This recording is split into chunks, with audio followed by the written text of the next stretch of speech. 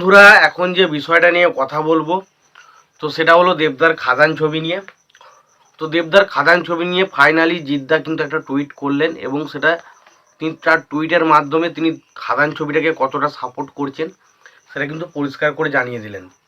তো দেবদা পাশে এসে দাঁড়ালেন অবশ্যই জিদ্দা বলতেই হয়, এবং দেব এবং জিৎ অবশ্যই একসঙ্গে লড়তে চলেছে খাদান ছবির জন্য।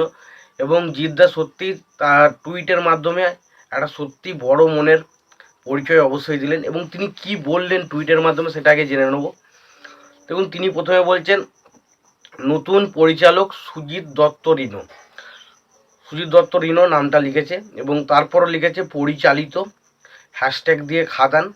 তারপরে অবশ্যই এক এক করে নামগুলো লেখে দীপক অধিকারী, যিশু সেনগুপ্ত, ইধিকা পাল, স্নেহা বোস, আরও দু তিনজনের নাম লেখে এবং প্রত্যেকের নাম লেখার পর লেখে অন্যান্য অভিনেত্রী ছবির জন্য আমার অন্যান্য অভিনেত্রী মানে বাকি আরও যে সমস্ত অভিনেত্রী রয়েছে তাদের প্রত্যেককে এই ছবির জন্য আমার অনেক অনেক শুভেচ্ছা রইল। ব্যক্তিগতভাবে আমি দেবকে মাস কমার্শিয়াল সিনেমাতে বেশি করে দেখতে চাই। মানে তিনি বলতে চাইছেন যে এই ধরনের যে ছবিগুলো, যে মাস কমার্শিয়াল ছবি যেটাতে জিদ্দা এবং দেবদা একটা সময় কাঁপিয়ে এসছে, বা ধরুন মিঠুন প্রসেনজিৎ প্রত্যেকেই কাঁপিয়েছে, এবং এটাই অ্যাকচুয়ালি একটা সময় বাংলা ইন্ডাস্ট্রি বলতে বা বাংলা ছবি বলতে আমরা এই ধরনের ছবিগুলোকে বেশি দেখতাম, বেশি ফেভারে রাখতাম। তো তিনি চাইছেন দেবদাকে এই মাস ছবিতে ফিরে পেতে, খুবই আনন্দিত।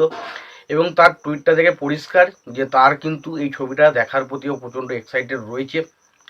তো এরকম একটা ভালোবাসা সত্যি বলছি দারুণ লাগলো। এবং ছবি রিলিজের আগের দিন জিদ্দার এত বড় একটা টুইট, সেটা সত্যি কথা বলছি প্রচণ্ড প্রশংসিত লাগলো, খুব ভালো লাগলো টুইটটা দেখে। এবং আমি খুব খুশি যে জিৎ এবং দেব তারা একে অপরের ছবিকে টুইট মানে পাশে থাকছে ছবি নিয়ে। সেটা নিয়ে খুব ভালো দিক। সত্যি কথা বলতে অনেকে বলছিল যে জিৎ কেন টুইট করেনি, জিৎ কিন্তু মেন জায়গায় যে যেটা বলার সেটা কিন্তু বলেছে। এবং তার টুইটের যে লেখাগুলো সত্যি একটা প্রশংসার দাবি রাখে, কারণ তার কথা বলার ধরন বা টুইট করার যে লেখার যে স্টাইল সেটা দেখলে বোঝা যায় যে সত্যিই সে কমার্শিয়াল সিনেমাকে কতটা ভালোবাসে এবং সে সত্যি খাদান ছবিটার ভালো কিছু হোক এটাই কিন্তু সেও চায়।